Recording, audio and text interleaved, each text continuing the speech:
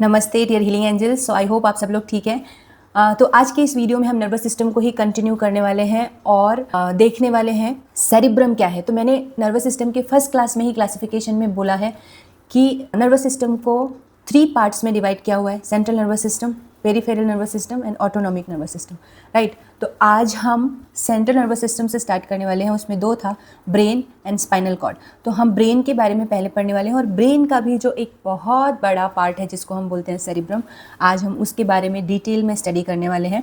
सो अगर आपने पहले की वीडियोज़ नहीं देखी है तो जाके प्लीज़ पहले की वीडियोज़ देखिए, मैं लिंक डाल दूँगी वीडियो में।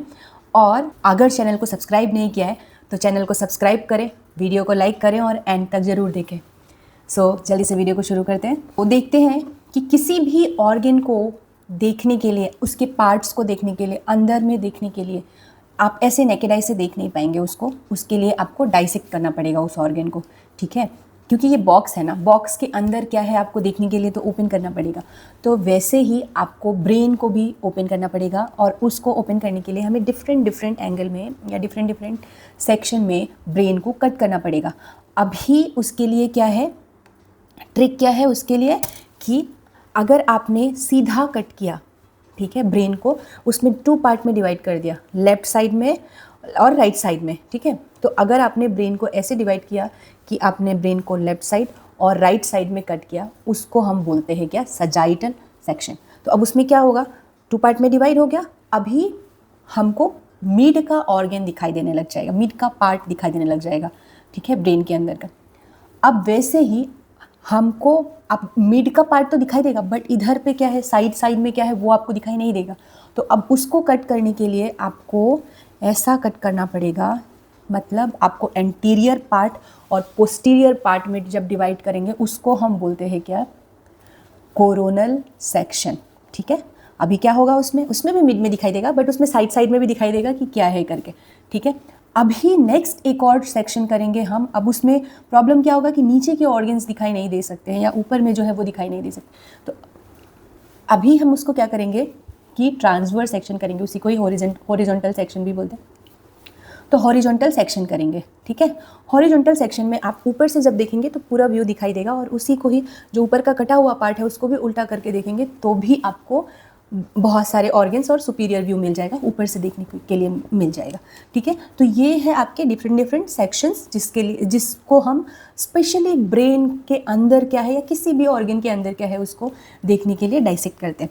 तो आप इमेज में देखिए कि सजाइटल सेक्शन क्या है। ये देखिए, हम ऊपर से ब्रेन को देख रहे हैं और ऊपर से ब्रेन को देखने पर हमने उसको मिड में, एकदम मिड में कट कर दिया है, ठीक है। तो उससे क्या हो जाएगा, 2 पार्ट में डिवाइड हो जाएगा। देखो अभी ऐसा दिखाई देगा हमको, उसको कट किया फिर लैटरल व्यू देख लिया तो इसका ये पूरा व्यू हमको दिखाई देने लग जाएगा, ठीक है। अभी एक ऑब्लिक है, मतलब ब्रेन को टेढ़ा कट कर दिया, ठीक है। तो उसमें भी ऐसा वाला सेक्शन मिलेगा, जस्ट ऐसा सेक्शन, ऐसा कट कर दिया तो, ठीक है। अभी कोरोनल सेक्शन में क्या है कि ऐसे ही एंटीरियर और पोस्टीरियर पार्ट को अलग कर रहे हैं, आगे और पीछे के पार्ट को अलग कर रहे हैं, उसको हम क्या बोल रहे हैं, तो ब्रेन ऐसा दिखाई देगा हमको, ठीक है। तो ऐसे हमको डिफरेंट सेक्शन से डिफरेंट व्यूज़ मिल जाएंगे पार्ट्स को देखने के लिए, ठीक है। अब ये है हॉरिजॉन्टल, इसी को ही मैंने बोला है ट्रांसवर्स सेक्शन। तो इसको क्या करेंगे, ऐसा कट कर देंगे तो फिर वो आपको हॉरिजॉन्टल सेक्शन में व्यूज़ देखने को मिलेगा। जब आप ऊपर से देखेंगे ब्रेन को कटा हुआ सर जैसा तो वो आपको ऐसा व्यू दिखाई देगा, ठीक है। तो ये हो गया आपका सेक्शंस, उसमें ऑर्गन को हम देख पाते हैं, ठीक है।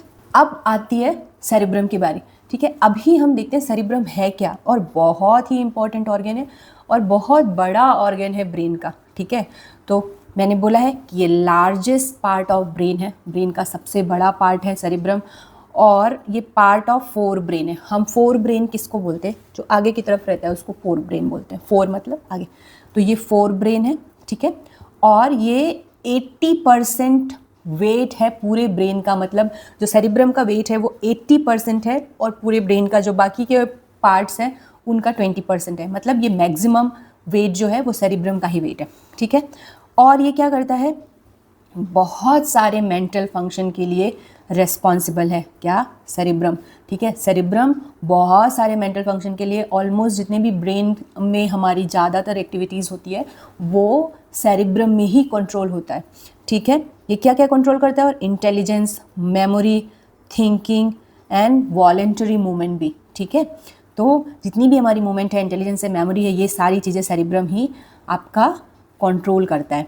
और ये एक और काम करता है थॉट में, सेंसेशन में, स्पीकिंग में, टेस्टिंग में, स्मेलिंग में, विजन में, सीइंग में, hearing, movement, learning and dreaming, ये सारी चीज़ों के लिए भी सेरिब्रम रिस्पॉन्सिबल है। ओके, अभी नेक्स्ट देख लेते हैं हम size, weight and colour of cerebrum, ठीक है। तो पहले देख लेते हैं साइज़। इसका साइज़ कैसा है? तो साइज़ हमेशा लेंथ, विड्थ और हाइट में देखते हैं। तो इसका लेंथ है आपका 15 to 17 सेंटीमीटर, देन विड्थ है 12 to 14 सेंटीमीटर और हाइट है 9 to 10 सेंटीमीटर। ओके, सो ये इसका साइज़ है। वेट देख लेते हैं, वेट कितना है इसका। वेट ऑलमोस्ट 1.5 kg रहता है, बट अप्रॉक्सीमेटली ऐसा बोल सकते हैं कि 1000 ग्राम टू 1200 ग्राम इन अडल्ट, ठीक है। और कलर है इसका, मैं ऑलरेडी ग्रे मैटर और वाइट मैटर बता चुकी हूँ। तो जो आउटर है वो ग्रे कलर का होता है और जो इनर सरफेस है वो उसका होता है वाइट कलर का, ठीक है। तो ये हो गया size, weight and colour. Then देख लेते हैं surface area, surface area of brain, ठीक है। तो ब्रेन का सरफेस एरिया बहुत बड़ा है, ठीक है। बहुत बड़ा मतलब एक newspaper, large size of newspaper के बराबर है। Okay, large size of newspaper कैसे? आपने देखा ही होगा, बड़ा सा न्यूज़पेपर है, ठीक है। और अगर हमने ब्रेन को अनफोल्ड कर दिया, ठीक है, अगर ब्रेन को खोल दिया पूरा और एक शीट के जैसा या फिर एक शीट के जैसा डाल दिया, तो उसका एरिया होता है 2200 to 2500 सेंटीमीटर स्क्वायर। अगर इंच में देखेंगे तो 340 to 390 स्क्वायर इंचेस, ठीक है। अब आपने देखा है कि इतना बड़ा ब्रेन है, अगर सरफेस एरिया इतना ज़्यादा है, सपोज़ ये एक पेपर है, मैंने इसको बोला कि आप इसको अपने मुट्ठी में बंद करके रखिए, ऐसा बंद कीजिए कि ये दिखाई नहीं देना चाहिए, ठीक है। तो आपके दिमाग में सबसे पहले क्या आएगा कि आप इसे फोल्ड कर देंगे, राइट, ऐसा करके इसको बंद कर देंगे, तभी है ये मुट्ठी के अंदर आ पाया। अगर इसको ओपन रखेंगे या आ नहीं पाएगा, अंडरस्टैंड, मुट्ठी में। तो अभी क्या हो गया, अब जब हमने इसको फोल्ड किया ऐसा, तो इसमें क्या हो गया, कुछ ग्रूव्स बन गए और कुछ उभरा हुआ पार्ट बन गया। समझ में आ रहा है? तो ये जो ग्रूव्स, अंदर में ग्रूव्स मतलब गड्ढे हो गए और कुछ पार्ट है वो उभरे हुए हो गए, ठीक है। तो जो गड्ढे वाले पार्ट है उनको बोलते हैं हम सल्कस। क्या बोलते हैं? सल्कस। आप यहाँ पे देखिए कि गायराई और सल्काई है, दो चीज़ें, ठीक है। तो जो सल्काई, अभी हम सल्काई और गायराई और ये सल्कस या गायरस इसलिए बोल रहे हैं, सल्कस मतलब होता है सिंगुलर फॉर्म और सल्काई मतलब होता है प्लूरल, ठीक है। तो उसको बहुत सारे सल्कस और गायरस है, इसीलिए सल्काई और गायराई बोलेंगे हम, ठीक है। तो फिर अब इसमें देखिए कि जो सल्कस है उसको हमने बोला है क्या, जो ग्रूव लाइक स्ट्रक्चर है उसको हमने बोला है क्या, सल्कस, सल्काई। और जो ऊपर वाला एरिया है, ये वाला एरिया है, उसको हमने क्या बोला है, गायरस। जो नीचे वाला एरिया है या डीप एरिया है उसको हमने बोला है सल्कस। ओके, तो ये हो गया आपके ब्रेन का सल्कस और गायरस। जब हमने फोल्ड कर दिया और ताकि वो क्रेनियल कैविटी में आ सके, जब फोल्ड करके अंदर डाला तो मुड़ गए और बहुत सारे सल्कस और गायरस बन गए, ठीक है। तो ये हो गया सरफेस एरिया ऑफ ब्रेन, बहुत बड़ा होता है। क्रेनियल कैविटी में लाने के लिए उसका फोल्ड किया हुआ है वो ऑलरेडी, तो उसमें जो इरेगुलर शेप बन गया है फोल्डिंग की वजह से, उसको ही सल्काई और गायराई बोलते हैं। अब देख लेते हैं सेरिब्रल हेमिस्फीयर क्या है। सेरिब्रल हेमिस्फीयर क्या होता है, जब जो ब्रेन है हमारा वो 2 पार्ट में डिवाइडेड है। वो है, एक है राइट हेमिस्फीयर और दूसरा है लेफ्ट हेमिस्फीयर। तो आप ये जो मिडिल में जो देख रहे हैं इसको हम बोलते हैं क्या, लॉन्गिट्यूडनल फिशर।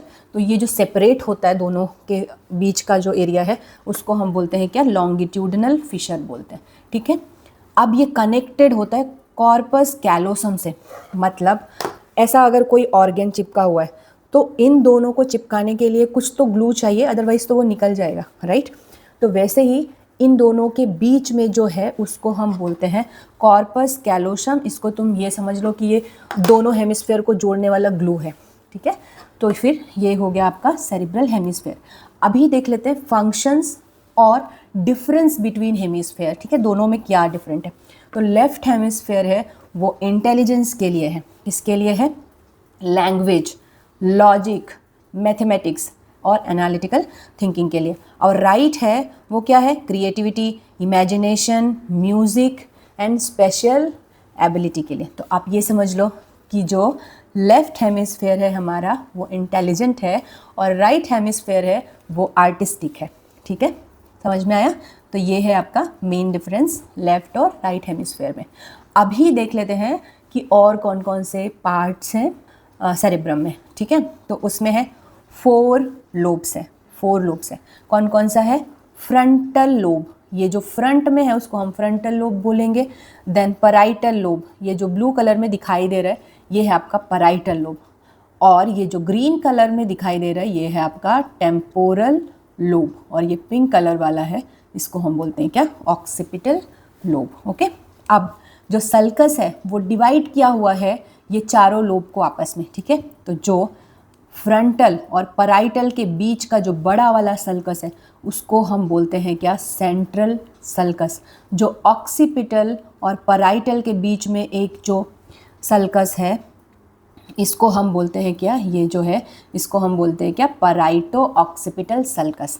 ओके, अभी इसको बोलते हैं लैटरल सल्कस। ये लैटरल सल्कस क्या कर रहा है, फ्रंटल और टेम्पोरल को डिवाइड कर रहा है, ठीक है। तो ये हो गया आपका लैटरल सल्कस, ठीक है। तो ये बड़े बड़े सल्कस है, मतलब ये लोब्स को आपस में डिवाइड कर रहे हैं, इसको हम बोलते हैं, या बोल सकते हो कि ये बिग सल्कस है, ठीक है। सेंट्रल सल्कस हो गया, पैराइटो ऑक्सीपिटल सल्कस हो गया और लैटरल सल्कस हो गया, ठीक है। ये आपस में डिवाइड करके ये 2 लोब्स को डिवाइड करके रखते हैं। ओके, फिर देख लेते हैं पोल्स कौन कौन से हैं, ठीक है। पोल्स तो इसमें है frontal pole, occipital pole and temporal pole. अब पोल में कंफ्यूज होने वाली चीज़ है नहीं कुछ, जैसे हम बोलते हैं कि नॉर्थ पोल है और साउथ पोल है। तो हमारे यहाँ पर जो ब्रेन का जो पोल है या सेरिब्रम का जो पोल है वो 3 है।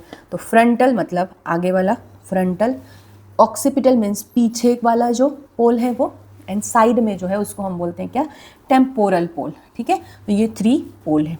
देन 3 सरफेस है, एक है सुपेरो लैटरल सरफेस। तो ये क्या हो जाएगा, ऊपर की तरफ जो है इसको हम क्या बोलते हैं, सुपेरो लैटरल सरफेस। जो मिड में है, अगर ब्रेन को काटेंगे तब हमें दिखाई देगा, मिड में है उसको हम बोलते हैं मीडियल सरफेस। देन जो नीचे की तरफ दिखाई देगा हमको उसको बोलते हैं क्या, इंफीरियर सरफेस। ओके, तो ये हो गया आपका 4 lobes, 3 poles and 3 surfaces. Okay, तो ये हो गया आपका लोब्स, सरफेस एंड पोल। अभी हम 1 बाय 1 लोब्स के बारे में स्टडी करेंगे, ठीक है। तो फ्रंटल लोब क्या है, आपको जो ब्लू कलर में ये आपको दिखाई दे रहा होगा, ये जो हाईलाइटेड एरिया, इसी एरिया को हम बोलते हैं क्या, फ्रंटल एरिया। ओके, क्या बोलते हैं, फ्रंटल एरिया। तो अब फ्रंटल एरिया का फंक्शन क्या है, तो ये voluntary motor control, personality planning, speech production में हेल्प करता है, ठीक है। और अगर मैं इसको बहुत डिटेल में पढ़ाने वाली हूँ, मैं जस्ट आइडिया दे रही हूँ अभी, ठीक है। अगर ये डैमेज हो जाता है तो डैमेज कैसे, मतलब अगर किसी की हेड इंजरी हुई है और फ्रंटल लोब डैमेज हो गया, उसकी पूरी पर्सनैलिटी चली जाती है, ठीक है। तो ये हो गया, और पैरालिसिस हो जाता है, उसको पर्सनैलिटी में पैरालिसिस हो जाता है, मतलब जो भी इंटेलेक्चुअल एक्टिविटी है, स्किलफुल एक्टिविटी है वो कर नहीं पाएगा। और जिसको आप ऐसे भी बोल सकते हो कि मेंटल जो पेशेंट है उनके सिम्टम्स शो होने लग जाएंगे अगर ये डैमेज हो गया तो, ठीक है। दूसरा है पैराइटल लोब। तो पैराइटल लोब स्पेशली डिज़ाइंड है या ऑर्गेनाइज्ड बोल सकते हैं हम, ये है आपके टच, टेम्परेचर, सेंसेशन और मेमोरी के लिए। मतलब आप एक बार किसी चीज़ को देख लेते हैं या एक बार किसी चीज़ से एक्सपोज हो जाते हैं, उसके बाद में उससे आप बाद में भी रिकॉग्नाइज कर पाते हैं, राइट। तो ये सारी चीज़ों के लिए भी आपका पैराइटल लोब है वो रेस्पॉन्सिबल होता है, ठीक है। और अगर ये डैमेज हो जाएगा तो आप किसी भी ऑब्जेक्ट को रिकॉग्नाइज नहीं कर पाओगे, जिसको आपने पहले देखा भी है या नहीं भी देखा है वो आप रिकॉग्नाइज नहीं कर पाएंगे। Then temporal lobe. Temporal lobe होता है मेनली हियरिंग के लिए और लैंग्वेज के इंटरप्रिटेशन के लिए, कि आपने जो सुना है और सुन के जो आपने इंटरप्रेट किया है उसके लिए रिस्पॉन्सिबल है। ये आप हाईलाइटेड एरिया में देखो कि टेम्पोरल लोब कहाँ पे, टेम्पोरल लोब बिल्कुल यहाँ पे ईयर के पीछे रहता है, तो ईयर के पीछे रहता है पहला चीज़, और हियरिंग में हेल्प करता है, हियरिंग के लिए रिस्पॉन्सिबल होता है। समझ में आ गया। फोर्थ है ऑक्सीपिटल लोब। ऑक्सीपिटल लोब क्या होता है? ऑक्सीपिटल लोब आपके विजन के लिए इंपॉर्टेंट होता है। किसके लिए इंपॉर्टेंट होता है? विजन के लिए इंपॉर्टेंट होता है। समझ में आ रहा है?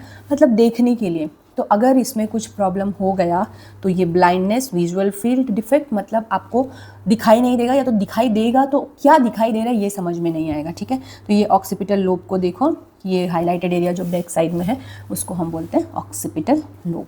ओके, अब आता है मेन चीज़। अभी देखते हैं कि हमारा जो ब्रेन है वो कितने ऑर्गेनाइज्ड मैनर में फंक्शन करता है, और हमारी जितनी भी एक्टिविटीज़ हैं, हम जितनी भी चीज़ें अपने डेली रूटीन में करते हैं, वो सब को ब्रेन ऑर्गेनाइज्ड वे में करवाता है। ठीक है, वो रिस्पॉन्सिबल है उसके लिए। तो एक ब्रॉडमैन नाम का साइंटिस्ट था, उसने ये एरियाज़ को डिफ़ाइन किया है, इसीलिए उसके नाम पे ये एरियाज़ बना है। ठीक है, उसने कब किया? उसका नाम था कॉर्बिनियन ब्रॉडमैन। ओके, और उसने ही नंबरिंग किया है, एरियाज़ के हिसाब से नंबर वाइज दिया, नंबर दिया है 1909 में। ठीक है, तो सेल का जो स्ट्रक्चर है उसके हिसाब से उसके बिहेवियर को रिकग्नाइज करके उन्होंने ये एरियाज़ डिफ़ाइन किया है कि ये सेल का पर्टिकुलर ऐसा टाइप का काम है करके। ठीक है, तो उन्होंने देखो, जैसे इसमें देखो कि नंबर दिया है 10 है, 11 है, 9 है, 6 है, 8 है, ऐसा ये उन्होंने अलग अलग जगह को अलग अलग नंबर दिया है, और उस अलग अलग जगह नंबर का अलग अलग फंक्शन है। ठीक है, हम लोग एक एक करके डिटेल में पढ़ेंगे। तो अभी देख लो कि क्या हो रहा है।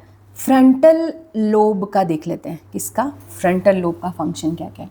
ठीक है, तो फ्रंटल लोब का फंक्शन है आपका, इधर आप देखिए एकदम फ्रंट में, यहाँ पर इस वाले एरिया में देखिए 12 है, 11 है, 10 है, 9 है, ये सारी चीज़ें personality, behaviour, judgement, emotional control, mental skill, ये सारी चीज़ों के लिए आपका जो ये एरिया है, फ्रंटल एरिया है, वो इम्पॉर्टेंट है। ठीक है, तो इसमें कौन कौन सा है? 12, 11, 10 और 9। ठीक है, देन एक एरिया है यहाँ पर 8। ठीक है, ये रिस्पॉन्सिबल है आपका हॉरिजॉन्टल आईबॉल मूवमेंट के लिए।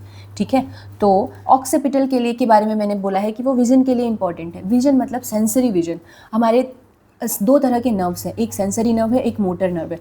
तो जो आई का विजन है, जो देखना है, वो इनवॉलेंट्री प्रोसेस है।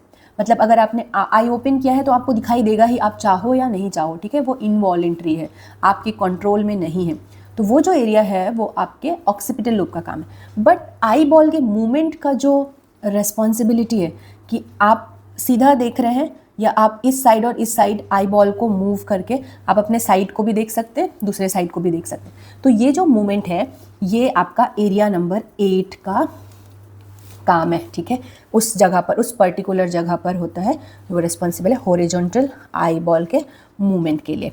ठीक है, देन एक एरिया है 6 और एक एरिया है 4।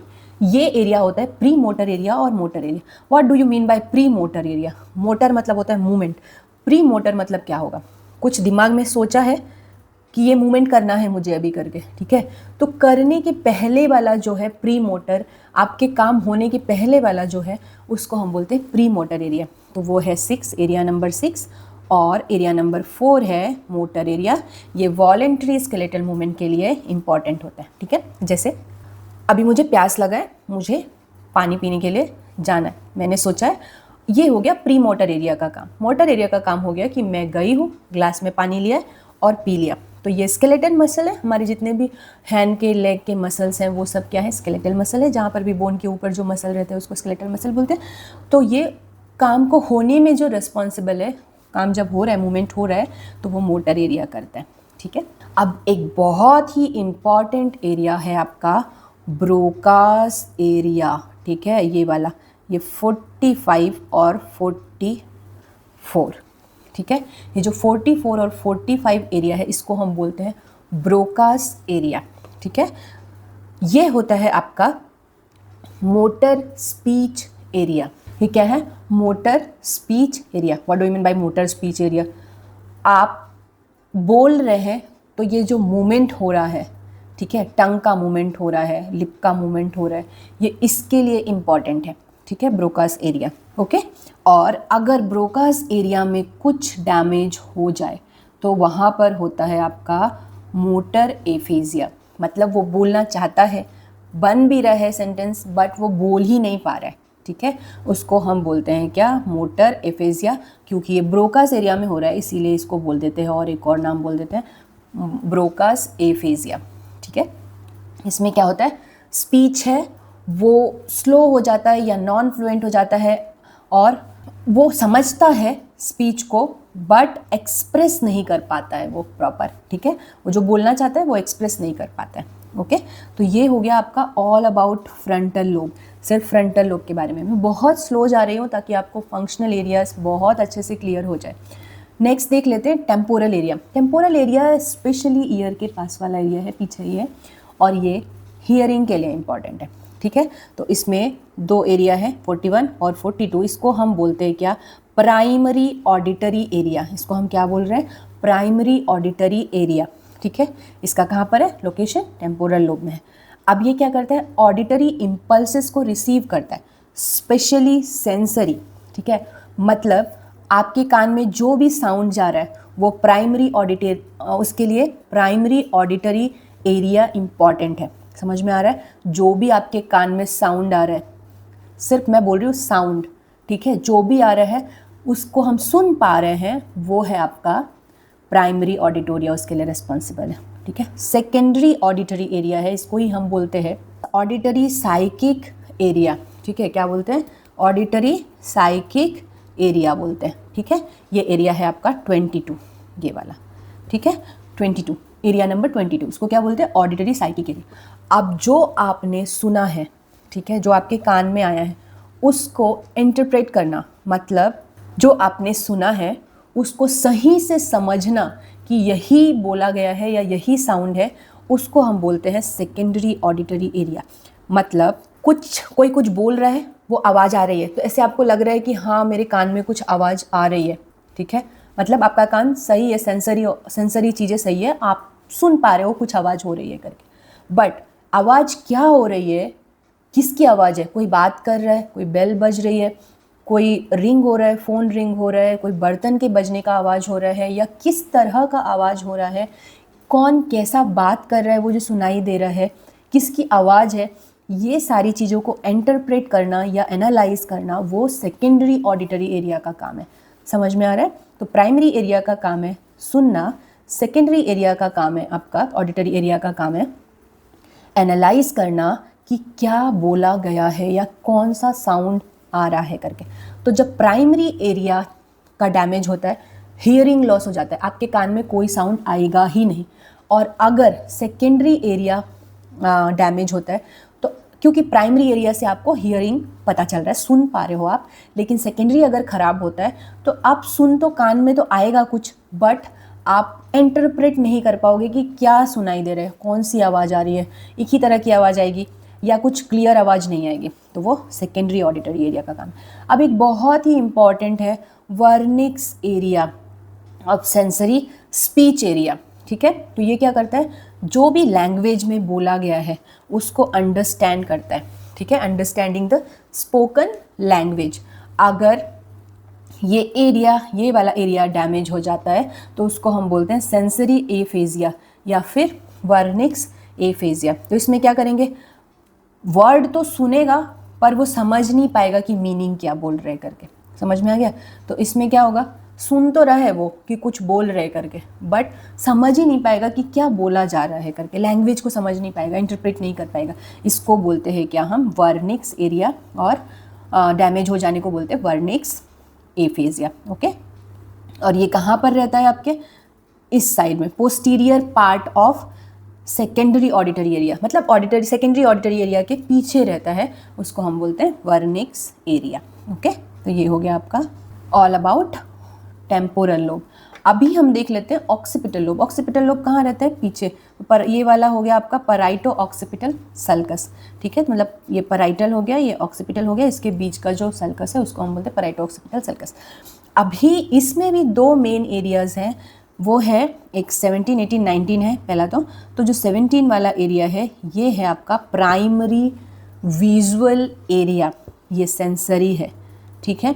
और दूसरा है 18 और 19 को हमने बोला है सेकेंडरी विजुअल एरिया और विजुओ साइकिक एरिया, ठीक है। इसका मतलब क्या है, प्राइमरी विजुअल एरिया, जैसे मैंने ऑडिटरी के लिए बोला था प्राइमरी ऑडिटरी एरिया सेंसरी के लिए, सुनने के लिए, वैसे ही प्राइमरी विजुअल एरिया है वो है आपका ओनली विजन के लिए, मतलब आपको दिखाई दे रहा है करके, ठीक है, आपकी आंखें हैं वो ठीक है करके, तो ये अगर प्राइमरी एरिया है तो वो विजन के लिए, ठीक है। और सेकेंडरी विजन एरिया है या सेकेंडरी विजुअल एरिया है वो है आपके जो देखी हुई चीज़ है, विजुअलाइज की हुई चीज़ है, उसको पहचानने के लिए, समझ में आ रहा है। तो जो हमने देखा है उसको एनालाइज किया है और पहचानने के लिए कोशिश किया है हमने, उसको हम बोलते हैं सेकेंडरी विजुअल एरिया और विजुओ साइकिक एरिया एनालाइज किया।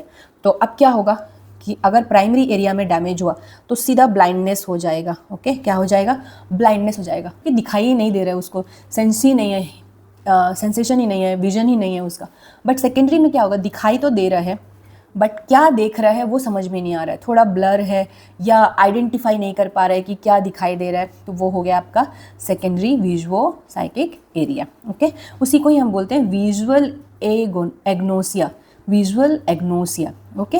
क्या हो गया, person can see the object but can not interpret और रिकॉग्नाइज, देख के भी ऐसा लगेगा कि क्या है ये क्लियर नहीं हो पा रहा है, ओके। तो ये हो गया primary visual area and secondary visual area और विजुओ साइकिक एरिया, ओके। तो ये हो गया आपका ऑक्सीपिटल लोब के बारे में। अब नेक्स्ट देख लेते हैं पैराइटल लोब। अब पैराइटल लोब इतना इम्पॉर्टेंट लोब है कि उसकी वजह से ही आपको सारी मेमोरीज है, ठीक है, सारी मेमोरी याद है। इसमें भी 2 एरिया है, तो इसमें है 3, 2 और 1, और वो है उसको हम बोलते हैं प्राइमरी सोमेस्थेटिक एरिया।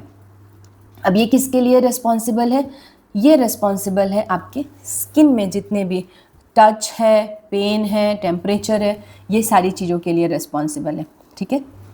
मतलब आपको कोई टच कर रहा है, ठीक है, तो आपको मालूम पड़ रहा है कि कौन कैसा वाला टच है, ठीक है, और टेम्परेचर ज़्यादा है ये मालूम पड़ रहा है, ये सारी चीज़ों की मेमोरी होती है और परसीव करते हैं हम, वो आपका प्राइमरी सोमेस्थेटिक एरिया है।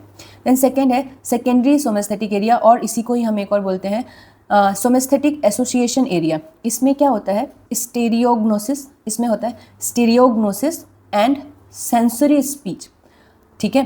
तो अब ये क्या होता है, ये स्टीरियोग्नोसिस क्या है, स्टीरियोग्नोसिस वो होता है कि आपके पास इतनी कैपेबिलिटी है कि आपने किसी चीज़ को पहले एक्सपीरियंस अगर किया है तो आपको मालूम पड़ जाएगा, आपके हाथ में आपके आँख को बंद करके दे दिया जाएगा तो आप बता पाएंगे कि ये क्या है, ठीक है। मतलब अगर आपके हाथ में कोई रैंडम चीज़ दे दिया, एक पेन ड्राइव दे दिया, तो आप टच करके बता दोगे कि ये पेन ड्राइव है। बुक्स दे दिया तो आप बोल सकते हो कि ये बुक है या पेन है या वॉट एवर, जो भी आपने कभी पहले फील किया है वो मेमोरी आपके अंदर है, और आपको आंख बंद करके भी दिया जा रहा है तो वो आप अपने स्किन के टच के सेंसेशन से आप बता सकते हो, ठीक है। तो हमारी जितनी भी सर से लेकर पैर तक, हेड टू टो तक जो मेमोरी है सेंसेशन वाली, टच वाली, जो सोमा मतलब होता है स्किन, ठीक है, तो वो वहाँ से जो हेड टू टो जो मेमोरी है आपकी, उसी को ही हम बोलते हैं क्या, सोमेस्थेटिक एरिया, और ये रिस्पॉन्सिबल होता है एवरी मेमोरी के लिए। What ever memory you have with your touch, वो सब कुछ आपके पैराइटल लोब का फंक्शन है। आप देखिए यहाँ पर लेग में लेग मूवमेंट है, हैंड है, फिर ये आई है, विजन है, नोज़ है, लिप है, फेस का है पूरा, everything, anal, rectal, everything, spine का मूवमेंट, स्केलेटल मूवमेंट, सब कुछ का मूवमेंट, आपको चलना कैसे है मेमोरी है, ड्राइविंग का मेमोरी है, कोई हाथ टच किया है, बैड टच किया है, गुड टच किया है, जितनी भी तरह के टच सेंसेशन से रिलेटेड है वो सारी चीज़ें आपके पैराइटल लोब में आ जाती हैं, ठीक है। तो ये हो गया पैराइटल का काम।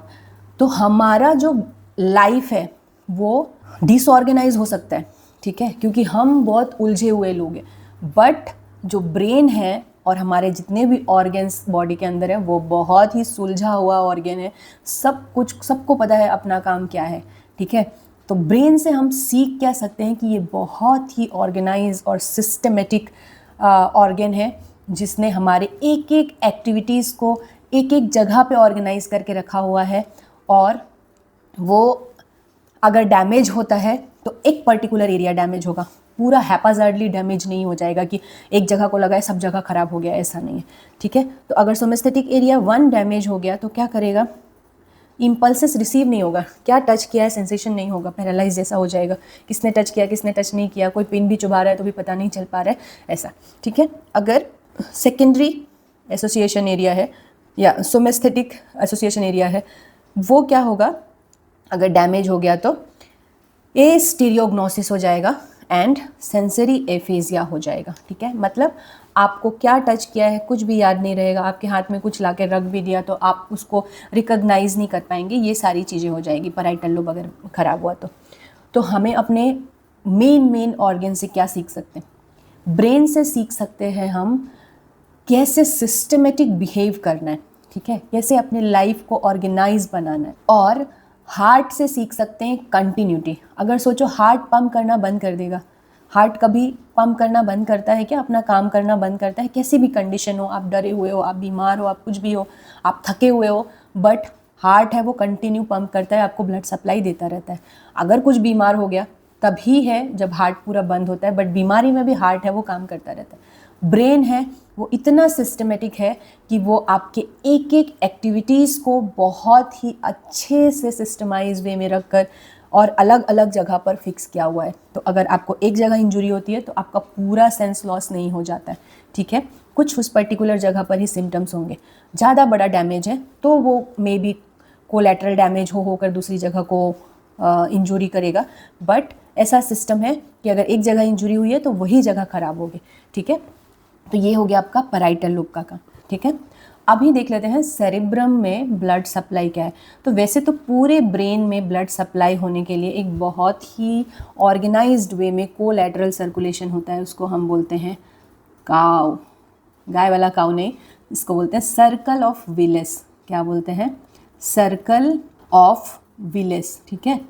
तो ये जो है ये तो मैं आपको बहुत बड़ा पार्ट है ब्रेन के ब्लड सप्लाई का, ये मैं लास्ट में बताऊंगी जब ब्रेन के सारे पार्ट हो जाएंगे। तो अभी इसी का ही पार्ट है वो है anterior cerebral artery and middle cerebral artery और पोस्टीरियर सेरिब्रल आर्टरी। ये हो गया आपका ब्लड सप्लाई ऑफ सेरिब्रम, ये हो गया आपका ऑल अबाउट सेरिब्रम, ठीक है। आई नो ये वीडियो थोड़ा सा लंबा हुआ है, बट आपको कॉन्सेप्ट पूरी तरह से क्लियर हो मैं इसके लिए कोशिश कर रही हूँ, क्योंकि सेरिब्रम ब्रेन का लार्जेस्ट पार्ट है और इसमें इतनी सारी एक्टिविटीज़ हैं जो कि हमारा सेरिब्रम कंट्रोल कर रहा है। तो आपको ये मालूम होना चाहिए कि डिटेल में मालूम होना चाहिए कि कौन सा लोब कौन सी चीज़ों के लिए रेस्पॉन्सिबल है, किस एक्टिविटीज़ के लिए रेस्पॉन्सिबल है।